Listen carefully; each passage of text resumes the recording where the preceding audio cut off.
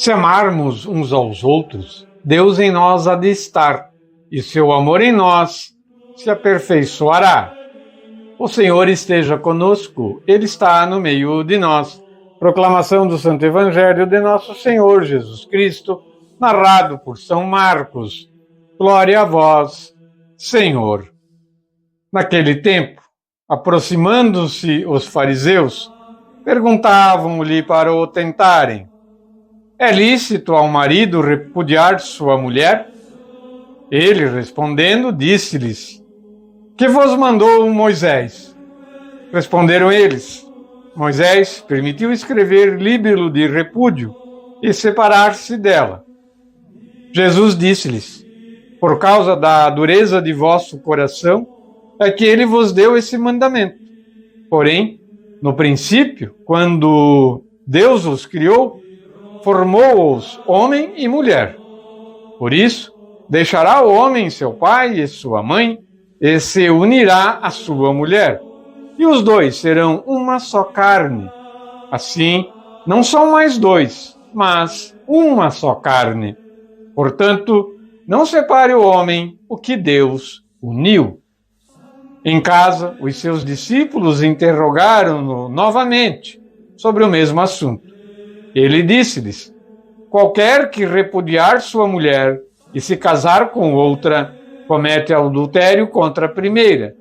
E se a mulher repudiar seu marido e se casar com outro, comete adultério. Apresentavam-lhes umas crianças para que as tocasse, mas os discípulos ameaçavam os que las apresentavam. Vendo isto, Jesus ficou muito desgostoso e disse-lhes: deixai vir a mim as crianças, não as embaraceis, porque dos que são como elas é o reino de Deus. Em verdade vos digo, todo o que não receber o reino de Deus como um menino, não entrará nele. E abraçando-as e impondo-lhes as mãos, as abençoava. Palavra da salvação. Glória a vós, Senhor.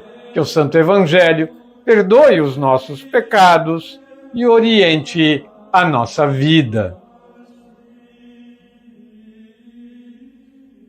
6 de outubro, 27º domingo do tempo comum. O Evangelho é de Nosso Senhor, escrito por Marcos, no capítulo 10, versículo de 2 a 16. E vamos falar rapidamente já do versículo 9 aqui, da própria palavra do Senhor, no rodapé da Bíblia. Versículo 9 diz assim, né? Portanto, não separe o homem o que Deus uniu. Aqui, Jesus declara a indissolubilidade do matrimônio e abroga toda e qualquer concessão antiga. Refere-se aqui, né, à autorização, né, que Moisés dava na lei judia, na lei antiga, para que o homem pudesse dar o divórcio, né, conceder, pedir o divórcio da sua esposa. Jesus aqui fala abertamente que isso foi por causa da dureza dos corações do povo, das pessoas, né? Continuando com a reflexão, né, vamos falar da reflexão tirada da liturgia diária da editora Paulus, né, o dia a dia com o Evangelho. Muito bem. O divórcio encontrava apoio na lei judaica, né? Está lá em Deuteronômio 24, versículo 1. Fala disso. Com facilidade, o esposo, ele arrumava um motivo para despedir a sua esposa, quando estava desgostoso. Segundo a mentalidade na época, o marido era considerado superior à esposa e a tratava como sua propriedade. Nós estamos falando aqui a coisa de 2.000, 2.500, 3.000 anos atrás, né? Muito tempo, de uma outra cultura, um outro momento da humanidade. Muito bem. Por sua prática e ensinamentos, Jesus afirma a igualdade do casal. Sem negar a lei judaica, ele coloca no seu devido lugar. Moisés escreveu esse mandamento por causa da dureza do coração de vocês. Ao fazer esse alerta, Jesus resgata o plano original do Criador. Os dois serão uma só carne. Ser uma só carne é criar íntima união e mútua compreensão entre o casal. É favorecer o respeito, já que foram criados com igual dignidade, direitos e deveres. Vamos fazer agora a ponte, do Evangelho de hoje com o catecismo da nossa Santa Igreja, e vamos ver o que diz a nossa doutrina, a doutrina católica, explicitamente contida no catecismo da nossa Santa Igreja. O consentimento matrimonial. Vamos ver o que diz o catecismo. Por que Cristo diz, não separe o homem o que Deus uniu? E por que a Igreja até hoje mantém isso? Vamos ver. Parágrafo 1625. Os protagonistas da aliança matrimonial, olhem bem, são um homem e uma mulher batizados, livres para contrair matrimônio e que livremente exprimem o seu consentimento. Ser livre quer dizer não ser constrangido, não estar impedido por nenhuma lei natural nem eclesiástica. Parágrafo 1626. A Igreja considera a permuta dos consentimentos entre os esposos como o elemento indispensável que constitui o matrimônio. Se faltar o consentimento, não há matrimônio. Quer dizer, tem que haver a liberdade dos dois, os dois aceitarem isso, e entenderem o que é isso, entenderem o que é o sacramento do matrimônio, que Jesus diz, os dois não são mais dois, são uma só carne, Essa união cítrica da coisa, que é a indissolubilidade do matrimônio, entendeu? 1627. Esse consentimento consiste num ato humano, claro, é um ato humano, pelo qual os esposos se dão e se recebem mutuamente, conscientemente. Eu recebo-te por minha esposa, uma das partes do matrimônio, Eu recebo-te por meu esposo. Eu recebo, eu quero. Este consentimento que une os esposos entre si tem a sua consumação no fato de os dois se tornarem uma só carne. Jesus falou isso tudo, E a Igreja apenas continuou com isso, Jesus falou. 1628. O consentimento deve ser um ato de vontade de cada um dos contratantes, dos contraentes, livre de violência. Olha, antigamente tinha muito isso. Ou de grave temor externo, Nenhum poder humano pode substituir-se a este consentimento. Faltando essa liberdade, o matrimônio é inválido. Parágrafo 1650, e é o que mais fala.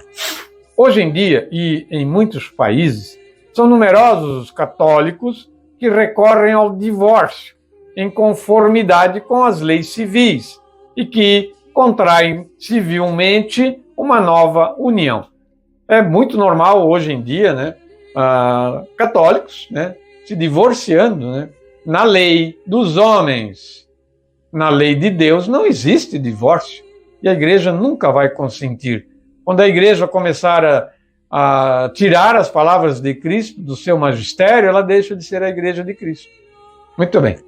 A Igreja mantém por fidelidade a palavra de Jesus Cristo. Ela se mantém fiel à palavra de Jesus Cristo e tem que ser assim. Quem repudia sua mulher e casa com outra, comete adultério em relação à primeira. E se uma mulher repudia o seu marido e casa com outro, comete adultério. Simples assim. Que não pode reconhecer como válida uma nova união, se o primeiro matrimônio foi válido. Aí que vem o detalhe. O primeiro matrimônio foi válido? Foi. Então, não tem divórcio. Não tem como reconhecer a segunda união. Se os divorciados se casam civilmente na lei dos homens, ficam numa situação objetivamente contrária à lei de Deus. Estão em adultério. Por isso, não podem aproximar-se da comunhão eucarística. Receber esse sacramento está impedido, porque se eles estão fora da vontade de Deus, estão em pecado, né? Não estão na graça. Então, perdem o direito ao sacramento da Eucaristia. Pelo menos enquanto persistir esta situação, né? E ela vai persistir se não tiver como anular este primeiro casamento. Pelo mesmo motivo, eles ficam impedidos, vejam bem, estão impedidos de exercer, né, certas responsabilidades dentro da igreja. A reconciliação por meio do sacramento da penitência, por exemplo, só pode ser dada àqueles que se arrependeram de ter violado o sinal da aliança e da fidelidade a Cristo e se comprometerem a viver em continência completa.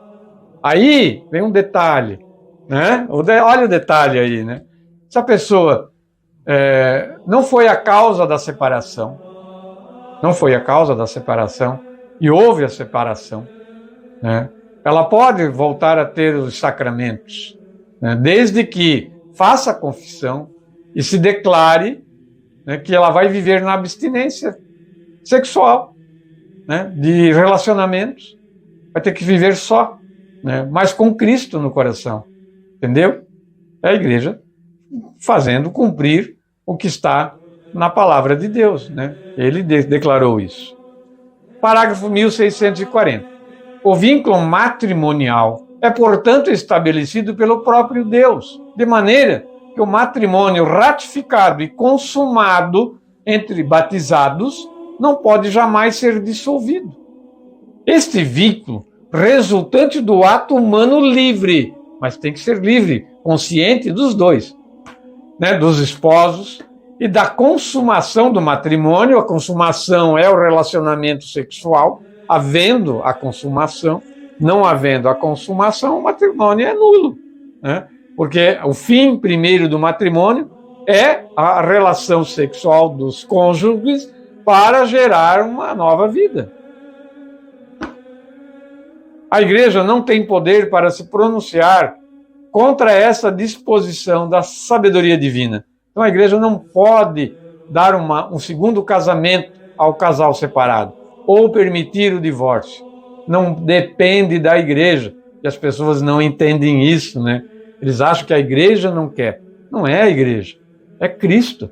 Jesus falou no evangelho de hoje, está ali, né? Leia o evangelho, acabei de ler ele agora. Um abraço a todos, vamos ouvir uma música.